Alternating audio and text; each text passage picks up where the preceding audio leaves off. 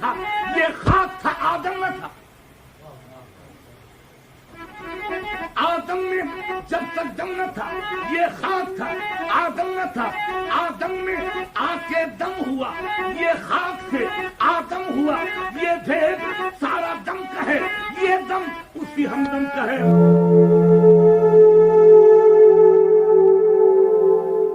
اعوذ باللہ من الشیطان الرجیم، بسم اللہ الرحمن الرحیم۔ میرے عزیز دوستو، کل کا سوال واقعی بہت ہی بہترین تھا، جس میں یہ پوچھا گیا تھا کہ میں کون ہوں؟ کیا میں اور میرا جسم ایک ہے؟ میں اور میرا کیا ہے؟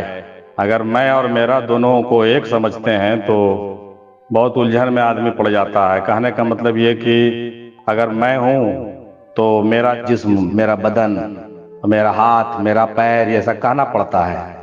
تو بھائی میرا پیر جو ہے وہ میرا پیر ہے، میں نہیں ہوں۔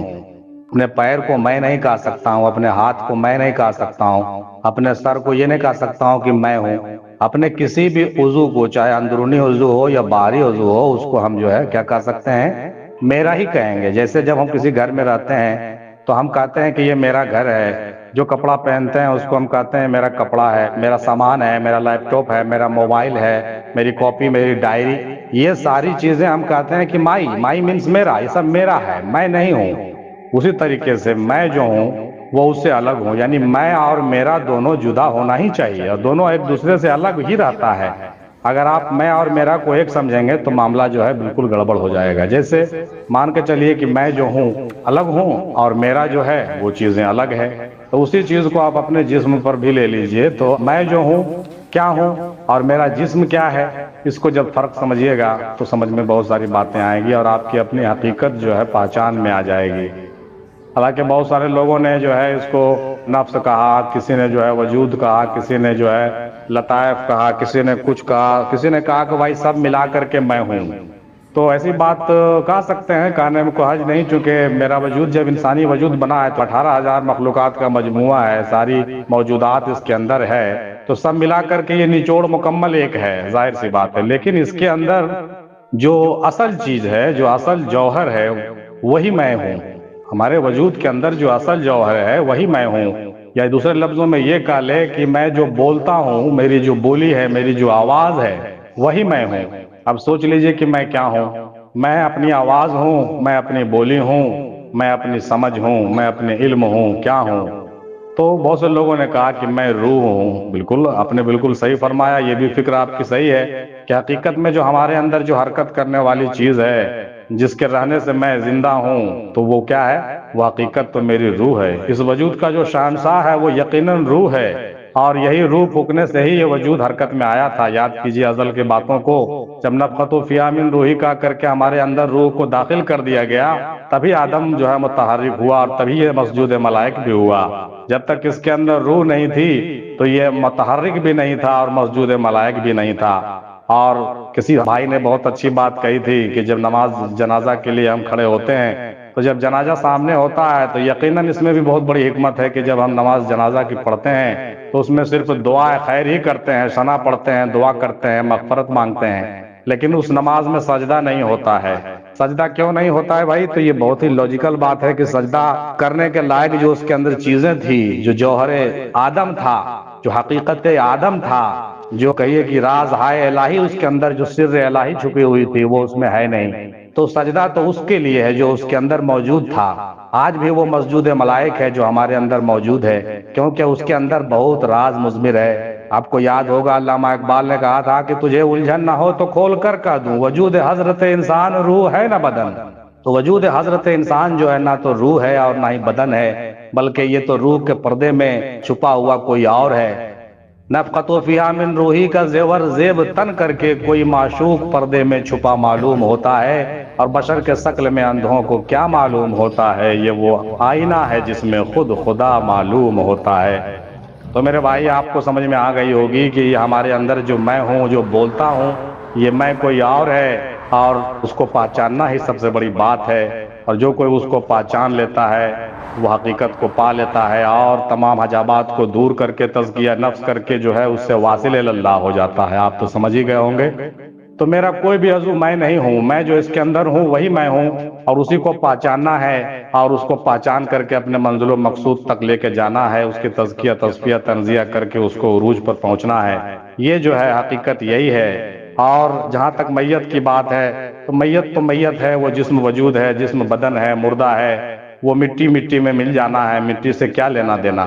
چاروں عناصر جو ہے اپنے اپنے جہت میں چلا جائے گا، لیکن اس کے اندر جو اصل جوہر ہے، جو نور ہے، وہ نور کے طرف مائل ہوگا، وہ نور میں جا کر کے ملے گا۔ ظاہر سی بات ہے بھائی کہ اگر ہم تمام معاملات کو سمجھ لیں گے تو مجھے حقیقت سمجھ میں آ جائے گی، معرفت سمجھ میں آ جائے گی، اور یہ بھی سمجھ میں آ جائے گا کہ میں کیا ہوں اور اللہ کیا ہے، بندہ کیا ہے، مولا کیا ہے، اور میں اسی دریائے بے قراری کا، اس اللہ کے بحر بے قراری کا جو ہے کیا ہوں، ایک حباب ہوں، ایک بلبلہ ہوں، اور ایک موج ہوں۔ اگر یہ موج کہاں سے نکلا؟ موج جو نکلا ہے دریا سے ہی نکلا ہے۔ حالانکہ ہمارا نام موج ہے، لیکن میں تو دریا ہوں، اور یہ موج اسی دریا میں مل جانا ہے، اور یہاں سے اس وجود سے نکلنے کے بعد، مرنے کے بعد، یہاں سے فنا فی اللہ ہو جانے کے بعد، یہاں سے فنا ہونے کے بعد، یہ جو موج ہے وہ دریا میں ہی جا کر کے مکس ہو جانے والا ہے، اور یقیناً وہ دریا ہی ہو جانے والا ہے۔ اب دریا اور موج کی بات جب نکل ہی گئی تو علامہ اقبال کی بات سنتے چلیے۔ علامہ اقبال سے کوئی فقیر ملنے آئے، انہوں نے کہا کہ کیا چاہتے ہو؟ علامہ اقبال نے کہا کہ حضور میں کیا چاہوں گا، وہ اللہ اور میں بندہ، میں اس سے کیسے مل سکتا ہوں؟ تو کہا کہ کیا چاہتے ہو؟ تو پھر کہا کہ میں یہ چاہتا ہوں کہ میں خطرہ میں رہ کر دریا کو دیکھوں، یعنی میں بندہ رہ کر مولا کو دیکھ لوں، اس کے تجلی کو دیکھ لوں اور اس سے واصل ہو جاؤں۔ اس فقیر کو بڑی حیرت ہوئی، اس نے کہا کہ بہت سنا تھا نام آپ کا، لیکن واقعی آپ میں نے جیسا سنا تھا ویسا ہی پایا، آپ کی فکر بہت بلند ہے، ضرور آپ بہت بڑے فقیر ہیں، بہت بڑے درویش ہیں، اور اللہ کا بہت بڑا کرم ہے۔ تو کہنے کا مطلب یہ ہوا کہ یہ موج جو ہے اسی دریا میں ملنے والا ہے، لیکن اس دریا کو اس موج میں دیکھنا بہت بڑی بات ہے، اس دریا کو اس موج میں سمیٹ لینا، اس سمندر کو اس کوزہ میں سمیٹ کر کے اپنے پاس رکھے رہنا، اور اس طرح سے برزخ کے شکل میں جینا، یہ مرشد کامل کا جو ہے طریقہ ہے، اور یہ انہی کا کام ہے، یہ بہت بڑی بات ہے۔ اب ہم ایک اور لوجک کو آپ کے سامنے رکھنا چاہتے ہیں اپنے دادا حضور شیخ میم ہندی رحمۃ اللہ علیہ کے حوالے سے۔ ایسے اکثر و بیشتر تمام اولیاء کا ایسی بات پر اتفاق ہے، اور سب یہی کنسپٹ کو مانتے ہیں کہ بندہ جو ہے مولا سے جب ملتا ہے تو بندہ مولا میں فنا ہو کر کے مولا ہو جاتا ہے۔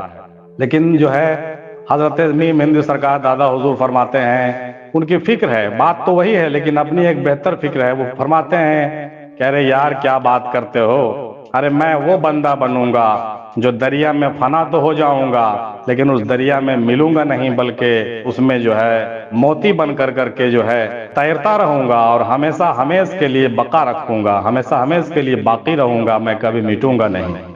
تو یہ تھوڑی سی فکر ہے، سوچنے کی بات تو ایک ہی ہے، لیکن بات کو صرف سمجھنے کی ضرورت ہے۔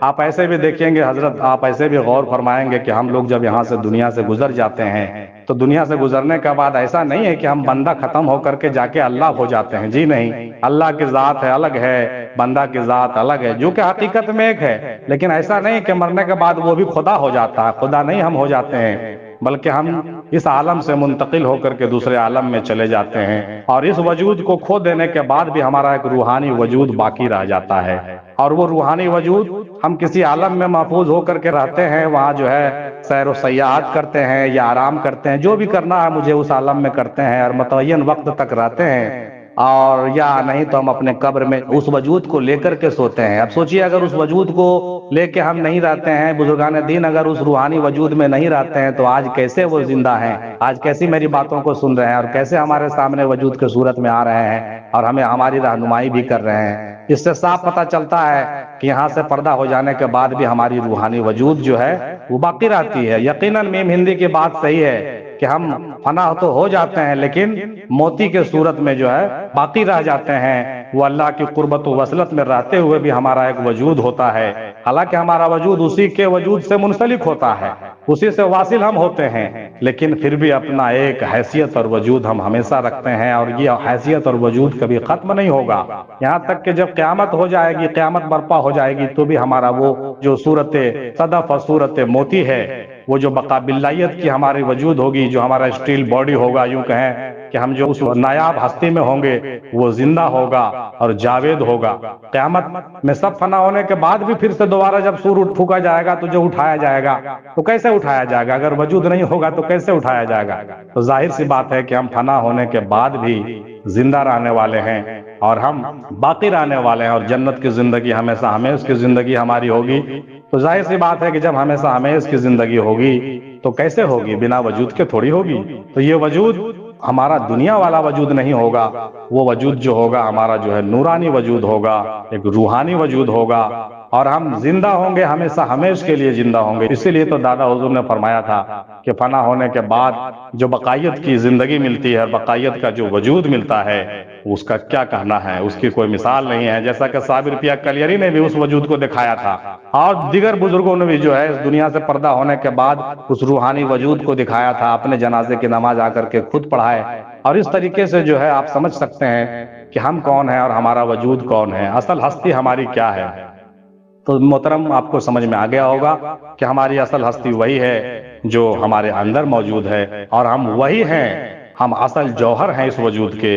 یعنی میں جو ہوں حقیقت روح ہوں، اور روح جو ہے اللہ تبارک تعالیٰ کا امر ہے، اسی کا ایک عکس ہے، اور اسی کا ایک یوں سمجھ لیجئے کہ نقل ہے، یا یوں سمجھ لیجئے کہ زیروکس ہے، جو سمجھ لیجئے دوسرے لفظوں میں بھی سمجھ سکتے ہیں آپ۔ تو یہ زیروکس ایسا نہیں ہے کہ مٹ جائے گا، ختم ہو جائے گا، نہیں، ہم یہاں بھی جو ہے زندہ ہیں اور مرنے کے بعد بھی زندہ رہیں گے انشاءاللہ تعالی، اور یہی حقیقت ہے۔ اس لیے کہ آتما نہ تو پیدا کی جاتی ہے اور نہ آتما کا خاتمہ ہوتا ہے۔ ہندو مت میں بھی یہ بات آئی ہے کہ آتما جو ہے پہلے سے ہے اور ہمیشہ رہے گا، اس لیے کہ اس کا کوئی چھے ہے نہیں، وہ ختم ہونے والی چیز ہی نہیں ہے، وہ جو ہے شروع سے ہے اور انت تک رہے گا۔ تو اس کو پہچاننے کی ضرورت ہے کہ تنزلات سے جو ہے اور مراتب سے ہم نے اس کو جو ہے سمجھنا ہے، اور یہ سمجھنا ہے کہ ہم کیسے کہاں سے نزول کر کے کہاں آئے ہیں، اور پھر ہم یہاں سے جو ہے عروج کر کے کہاں جائیں گے، اور آج ہم کس عالم میں ہیں، کل ہم کس عالم میں ہوں گے، پھر آخرت میں ہم کس عالم میں ہوں گے۔ ان تمام باتوں کو غور و خوض کر کے اگر سمجھ لیجئے گا، بوجھ لیجئے گا، اور مرشدان کاملین کے صحبت میں باتوں کو سمجھیے گا، تو اللہ تبارک تعالیٰ آپ کو جو ہے ذکر اذکار کے صدقے میں جو ہے وہ سیر و تفریح بھی عطا فرمائے گا، اور ان عالمین کا آپ سیر بھی کر سکیں گے، تو آپ کو یہ تھیوریکل میری باتیں جو ہے پریکٹیکل آپ کو سمجھ میں آئیں گی۔ تو انہی نیک خواہشات کے ساتھ اور نیک دعا کے ساتھ کہ بھائی ہم تمام لوگوں پر ان تمام باتوں کی جو راز اور پردے پڑے ہوئے ہیں وہ کھل جائیں، اور ہمیں جو ہے حقیقتوں کی گتھیاں سمجھ میں آئیں، اور ہمیں اپنے منزل و مقصود پر پہنچنے کی توفیق اللہ تبارک تعالیٰ عنایت فرمائے۔ وآخر دعوانا الحمدللہ رب العالمین برحمتک یا ارحم الراحمین، بحق لا الہ الا اللہ محمد الرسول اللہ صلی اللہ علیہ وسلم۔